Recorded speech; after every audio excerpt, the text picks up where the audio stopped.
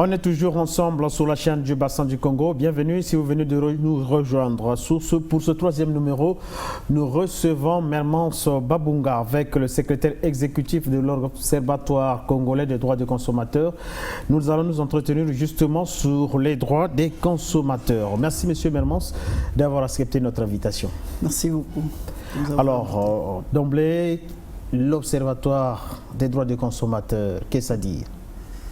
L'Observatoire, comme son nom l'indique, il est articulé autour d'un triptyque: observer, constater et suggérer. Donc nous observons tout ce qui se fait au niveau de la consommation, que ce soit la consommation des biens ou des services. Nous relevons les abus et nous encensons aussi les bienfaits. Et tout cela, nous les transmettons aux parties épinglées dans nos différents rapports. C'est tout de même un lourd fardeau de porter la responsabilité de près de 4 millions de consommateurs congolais, n'est-ce pas? Oui, c'est une grande responsabilité. Voilà pourquoi on s'efforce jusqu'à présent de répondre aux attentes des consommateurs en étant assez indépendants vis-à-vis des professionnels et des pouvoirs publics. Alors, quels sont les rapports que vous entretenez, que l'Observatoire entretient avec le gouvernement? Bon, les rapports que nous entretenons sont des rapports de collaboration, surtout avec le ministère du Commerce, qui assure normalement la police de la consommation dans tous les pays. Nous avons des rapports de collaboration. À chaque fois que nous voulons mener une activité, nous informons le ministère du Commerce. Et eux également, de leur côté, quand ils veulent mener une activité en lien avec les besoins des consommateurs, ils nous associent à ces activités. Nous avons également une bonne collaboration avec le ministère de la Santé, dans la mesure où, dans le secteur de la consommation des denrées alimentaires, il y a des problèmes d'hygiène qui se posent. Donc de ce côté-là également, nous avons une bonne collaboration avec le ministère de la Santé et de la Population. Nous travaillons également avec le ministère des Postes et des Télécommunications, mais aussi avec le ministère de l'Énergie et de l'Hydraulique. Alors, monsieur le secrétaire exécutif, les consommateurs congolais doivent jouir du droit d'obtenir des produits qui ne présentent pas de risque. Est-ce que c'est le cas au Congo? Bon, ce serait cela le principe. Mais malheureusement, ce n'est pas le cas dans le pays. Pourtant, les lois sont bien élaborées pour éviter que ce genre de produits qui peuvent constituer des risques sanitaires aux consommateurs ne soient pas vendus, sont là mais ne sont pas appliqués. La preuve, c'est que lorsque vous rentrez dans les marchés, vous rencontrez des produits dont les dates de péremption sont déjà dépassées, mais qui sont en train de vendre au vu et au su des contrôleurs du ministère du Commerce qui, je vous le rappelle, sont assermentés. Donc c'est des agents qui sont sous serment. Normalement, ils ne devraient pas tolérer ce genre de pratique, mais que voulez-vous? Alors, M. Mermance, les consommateurs congolais ignorent leurs droits et ne savent même pas à qui s'adresser. Oui. Bon, ils ignorent leurs droits, oui. Ils ne savent pas à qui s'adresser, oui. Mais j'avoue qu'avec la contribution des médias et particulièrement de la DIR-TV, nous avouons à l'Observatoire que la DIR-TV a fait un travail énorme dans la sensibilisation des consommateurs, en ce qu'elle a fait participer l'Observatoire à une de ces émissions qui a été plusieurs fois diffusée. Et nous pensons que progressivement, avec les actions de sensibilisation que nous menons, les consommateurs commencent à prendre un peu conscience, mais ce n'est pas encore suffisant. Par rapport aux besoins, nous sommes vraiment en deçà de notre ambition. Et profitant de votre tribune, j'aimerais rappeler que les droits qui sont reconnus aux consommateurs sont au nombre de 8. Il y a le droit à la sécurité. Donc, lorsqu'un produit est mis sur le marché, il doit garantir toutes les conditions de sécurité pour la santé du consommateur. Il y a le droit à l'information, notamment un droit par lequel on informe le consommateur sur le prix du produit et sur les caractéristiques de ce produit. il y a le droit à l'éducation. Comment le consommateur doit-il utiliser le produit ou le service qui est mis à sa disposition? Il y a le droit d'être entendu dans l'utilisation du produit ou du service. Il peut éprouver des plaintes. Et lorsqu'il saisit les producteurs de ces biens ou de ces services, il devrait avoir l'obligation de répondre à ces plaintes. Même si, au jour d'aujourd'hui, ce n'est pas encore la réalité dans notre pays, mais nous y travaillons pour que ce soit une réalité. Il y a le droit à un environnement sain. L'environnement dans lequel nous vivons, il doit être sain. Je prends l'exemple de ceux qui s'investissent dans l'ouverture des bars, des VIP, des restaurants. Normalement, ces endroits devraient être dotés surtout des toilettes qui sont assez assainies. Malheureusement, de ce côté-là aussi, nous constatons une faiblesse des pouvoirs publics, particulièrement du ministère du Tourisme et du ministère de la Santé qui s'occupe de l'hygiène.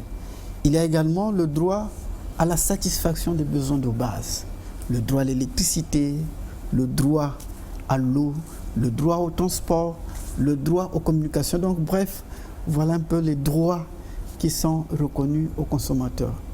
Alors, vous est-il déjà arrivé en tant qu'observatoire de pouvoir régler un contentieux entre un consommateur et une structure? C'est ce que nous faisons, c'est notre travail, c'est notre raison d'être. Sur ce cas précis, nous travaillons depuis 2004 sur le secteur de la téléphonie mobile. Depuis 2004, disais-je, nous avons constaté beaucoup d'abus dans la tarification. Il y avait trop d'abus et dans la gestion des plaintes des consommateurs. Et aujourd'hui, nous nous réjouissons de ce que, à la faveur de la rencontre que l'Agence de régulation et des postes pour les communications électroniques a initiée avec MTN, les choses commencent à s'améliorer. Nous reviendrons sur ce dossier entre les consommateurs et les sociétés de téléphonie mobile. Nous voyons aussi à travers la publicité des pratiques commerciales abusives des entreprises qui sont des pratiques qui sont préjudiciables aux consommateurs. Ça ne vous interpelle pas? Oui, ça nous interpelle toujours, pourquoi pas. Bon, il y a une loi, notamment, je crois, la loi sur la liberté de l'information et de la communication, qui proscrit la publicité mensongère. Lorsque ces commerçants font la promotion de leurs produits pour pouvoir le faire vendre, ils donnent à ces produits ou à ces services toutes les vertus du monde pour appeler les consommateurs à les acheter. Malheureusement, dans la réalité, ce n'est toujours pas évident. Et encore une fois, tout cela relève de la responsabilité des pouvoirs publics parce qu'ils ont une police à travers la Direction générale de la concurrence et de la répression des fraudes commerciales. Alors, M. Mermans, de nombreux Congolais achètent des produits sans pour autant être informés sur le risque couru par l'usage prévu de ces produits, par exemple les produits de beauté, et comme pour une utilisation normalement possible.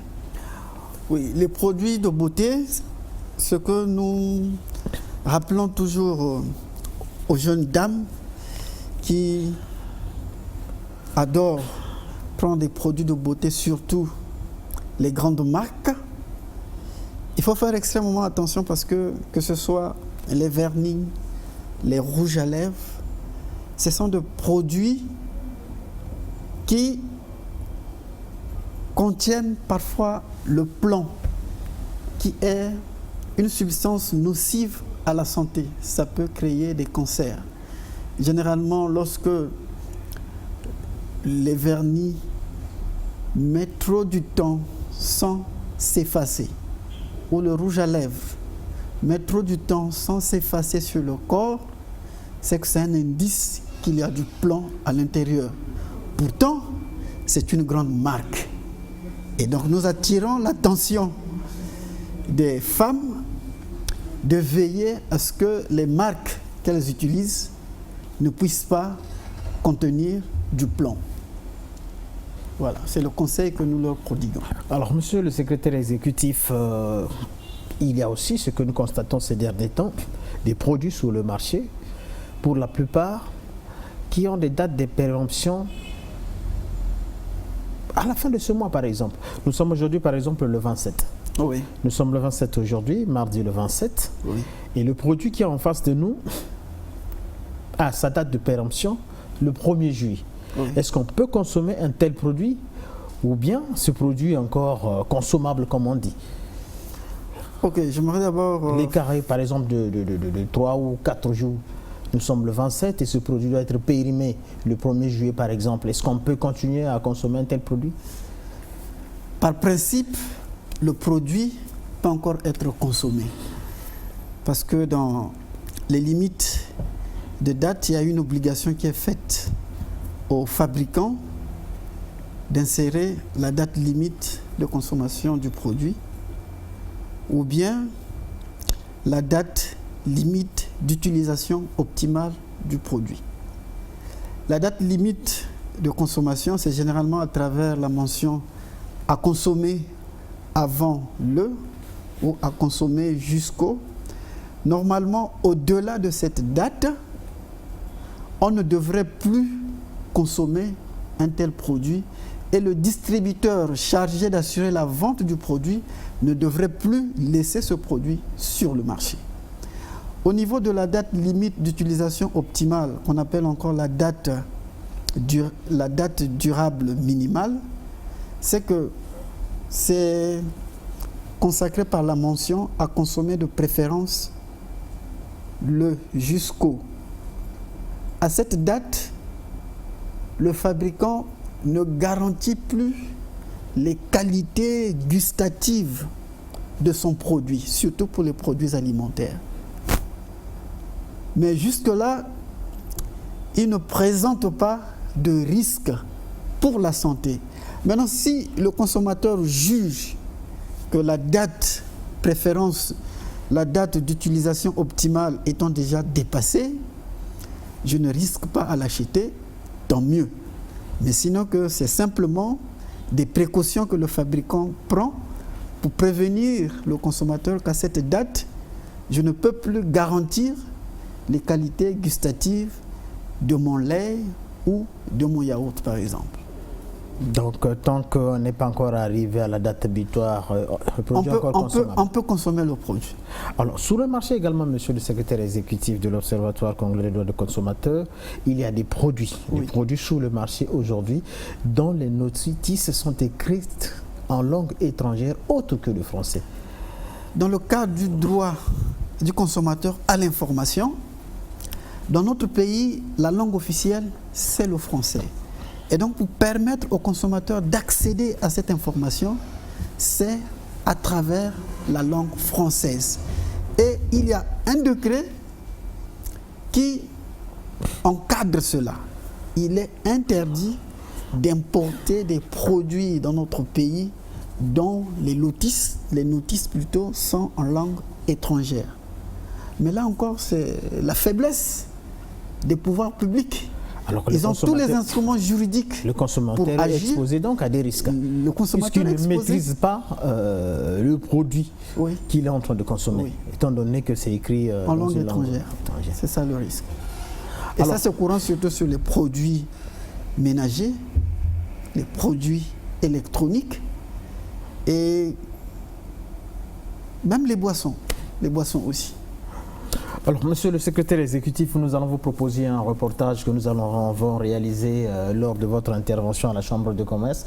Un reportage dont vous décriez certaines pratiques des opérateurs de téléphonie mobile.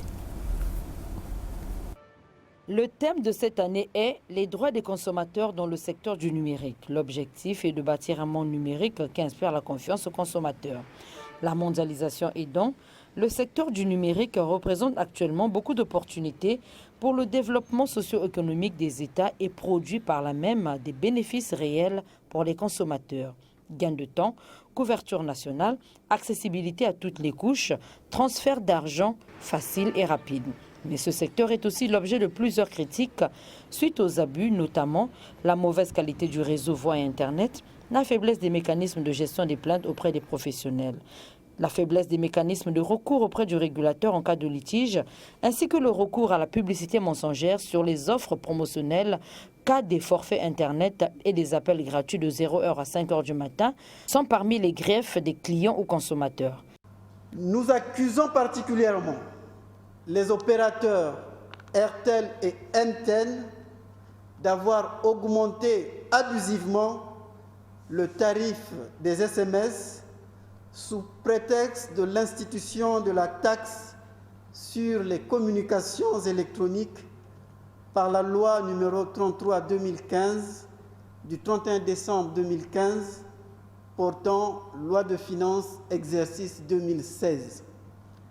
Les deux opérateurs réclament environ 2 millions d'abonnés, dont la moitié est constituée des jeunes, qui est la cible potentielle dans l'utilisation des SMS. Dans le cas où 500 000 abonnés ont émis au moins un SMS par semaine, les deux opérateurs, notamment MTN et Airtel, ont extorqué aux consommateurs un trop perçu de plus de 34 millions de francs CFA par semaine, soit environ plus d'1 milliard de francs CFA pour toute l'année 2016. Où va ce surplus indûment perçu par... Les droits des consommateurs se déclinent en 8 droits, à savoir droit à la satisfaction des besoins de base, droit à la sécurité, droit à être informé, droit de choisir, droit d'être entendu, droit à la réparation, droit à l'éducation du consommateur et droit à un environnement sain. Ce dernier droit est bafoué par la prolifération des antennes relais placées par-ci par-là, même dans les habitations, par les opérateurs de téléphonie mobile, ce qui n'est pas sans danger au regard des radiations émises qui peuvent occasionner des cancers de la peau parmi tant d'autres maladies. Au-delà du secteur du numérique, le collectif des associations des consommateurs accuse aussi la SNE et la SNDE d'avoir institué de manière unilatérale des pénalités de retard de paiement des factures indexées à 15% du montant total de la facture, alors sans qu'elles prévoient en retour des pénalités de retard de rétablissement sur la desserte de leurs produits aux consommateurs d'une part et la prise en charge totale des pannes survenues sur les réseaux avant les compteurs des ménages d'autre part. D'autres droits sont aussi indexés à l'occasion de cette commémoration. L'Observatoire congolais des droits de consommateurs, à travers son secrétaire exécutif Mermons Babunga, a émis des recommandations. Nous exhortons donc l'Agence de régulation des postes et communications électroniques à plus de transparence et d'impartialité dans sa lourde et noble mission de régulation du secteur du numérique. Aussi, voudrions-nous saisir cette occasion pour inviter l'ensemble des consommateurs à saisir les associations des consommateurs pour qu'elles fassent l'écho de leurs plaintes auprès des instances concernées.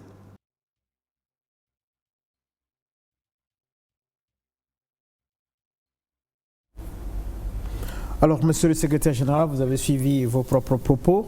Aujourd'hui, vous interpellez les consommateurs à saisir votre organe pour pouvoir exposer leurs plaintes. Aujourd'hui, est-ce que cette affaire avec les opérateurs de téléphonie mobile sur la facturation, est-ce que ça a été réglé ou bien vous avez toujours les plaintes des abonnés?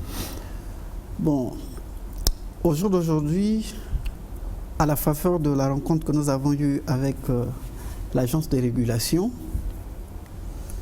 les problèmes liés à la facturation ont été partiellement réglés.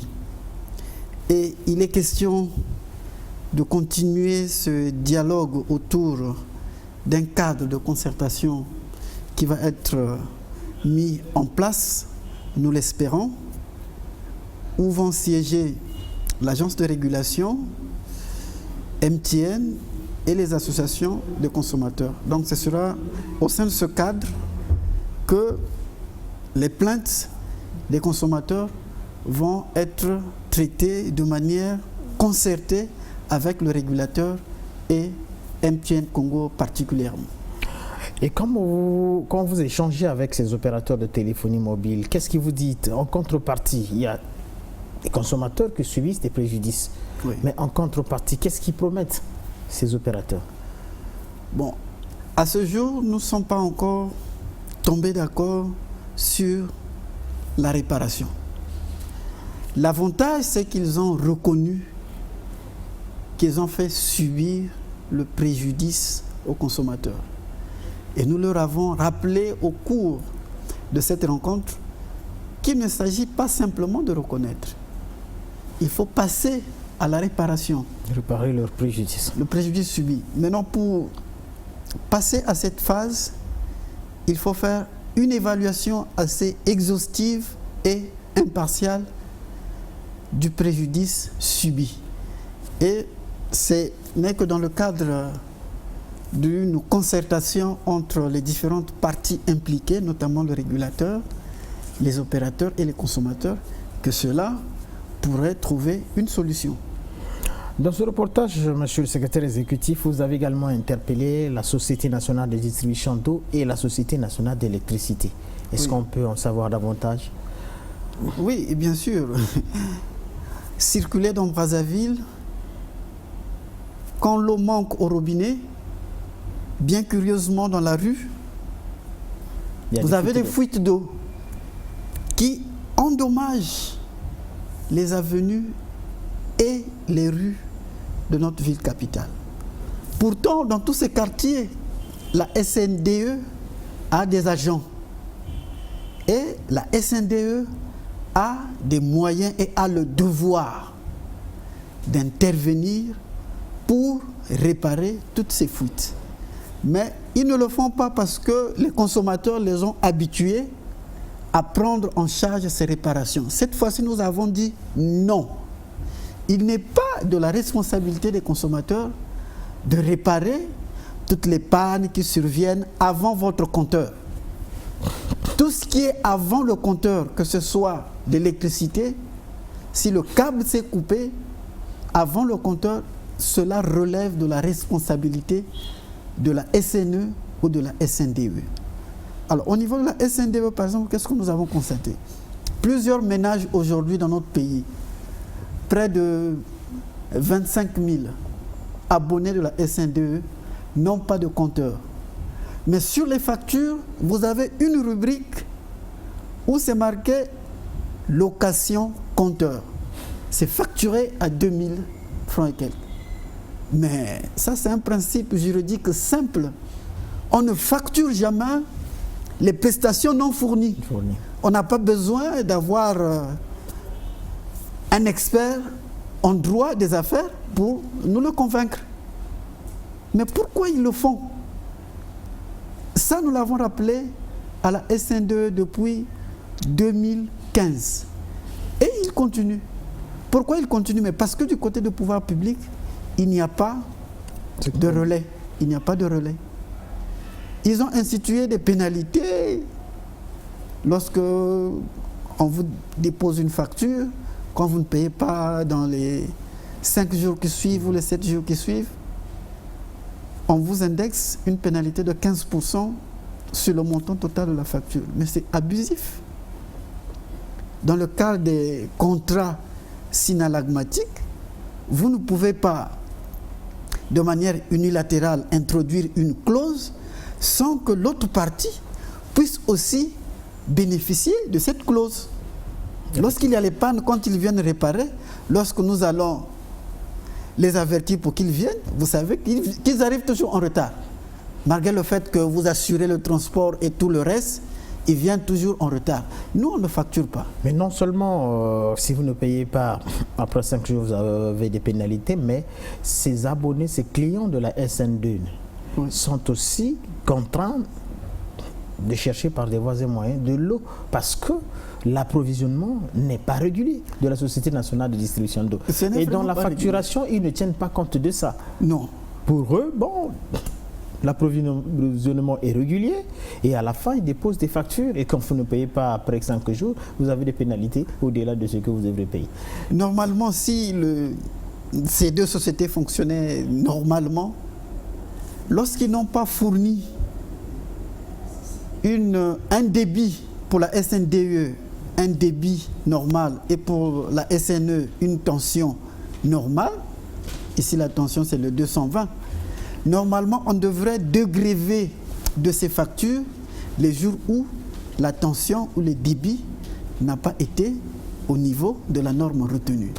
Malheureusement, en l'absence d'une loi sur la protection du consommateur, là également, il est difficile de pouvoir agir.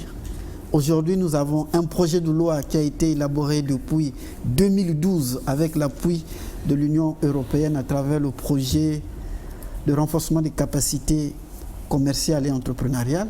Malheureusement, depuis 2012, cette loi traîne encore au secrétariat général du gouvernement. Monsieur le secrétaire exécutif, il y a aussi des coupures intempestives de la SNE et on ne tient même pas compte de ça. Pour eux, ce qui les intéresse, eh bien, ce sont les factures. Alors que les clients, les abonnés vivent un véritable calvaire. Il y a des quartiers où l'électricité est permanente pendant une semaine tout simplement. Pendant une semaine. Et au-delà d'une semaine, ils n'ont plus d'électricité. Mais malheureusement, cette société ne tient pas compte de ça. Et comme nous l'avons dit tantôt, quand vous allez payer au-delà des 5 jours après le dépôt de la facture, vous avez des pénalités à payer. Alors que ce client, cet abonné, vit un véritable calvaire avec la société. Des coupures intempestives qui peuvent endommager les appareils électroménagers ou des appareils électroniques. Non seulement ça, le courant n'est pas régulier. Oui, ce n'est pas toujours régulier. Oui, mais là encore, nous invitons ces sociétés à pouvoir intégrer dans leur gestion, dans leur politique de management, les préoccupations des consommateurs. Parce que ce sont les consommateurs qui font leur chiffre d'affaires. Aujourd'hui, avec les énergies renouvelables, de plus en plus, des abonnés de la SNE commencent à être autonomes de la SNE en changeant de mode de consommation d'énergie. Ils vont vers le solaire. Et il y a aussi, au moins, c'est assuré. Il y a aussi, monsieur le secrétaire, la qualité de l'eau fournie par la SNE et le courant également, la mauvaise qualité. Oui, la mauvaise qualité du courant, oui, qui monte parfois à 280 volts, qui descend parfois à 80 volts. Mais pour l'eau, c'est vrai que nous constatons parfois des têtards dans l'eau coulant du robinet ou une couleur qui n'est pas normale, mais jusque-là, des études sérieuses n'ont pas encore prouvé que l'eau de la SNDE n'est pas potable. Et donc, en l'absence de cette étude, nous ne pouvons pas dire que cette eau n'est pas potable. Nous demandons simplement aux consommateurs de prendre des précautions, de faire bouillir lorsque ils constatent une certaine coloration qui n'est pas normale. Alors, monsieur le secrétaire exécutif de l'Observatoire congolais des droits des consommateurs, quel est le message que vous pouvez apporter à ce public, à ces consommateurs qui nous occupent en ce moment, pour les rassurer qu'il y a quand même des organismes, il y a quand même des structures qui sont là pour défendre leur cause? Bon, je pense que c'est un message d'espoir. Plusieurs années, les consommateurs ne pouvaient pas apprendre de la télévision ou de la radio une organisation, mettre beaucoup d'accent sur leur sensibilisation. Aujourd'hui, c'est chose faite grâce au concours des médias comme la DRTV, c'est une bonne chose. Et nous pensons que les choses vont s'améliorer. L'Observatoire congolais des droits des consommateurs est à votre service. Nous avons un siège situé au marché Total en face de la CAPED, avec une permanence qui fonctionne du lundi au samedi. Vous pouvez nous saisir, nous aurons l'avantage de mieux documenter votre plainte afin de mettre tout le volet juridique qu'il faut pour qu'elle puisse être portée vers l'entreprise ou les services incriminés. Voilà, les choses vont s'améliorer. C'est le maître mot de l'Observatoire congolais des droits des consommateurs. Pour ce numéro, nous recevons, comme vous l'avez constaté, Mermance Babunga. Il est le secrétaire exécutif de l'Observatoire congolais des droits des consommateurs. Avec lui, comme vous l'avez suivi, nous avons parlé des droits justement des consommateurs. On se retrouve le mardi prochain pour un autre numéro de Plus de l'information. Merci.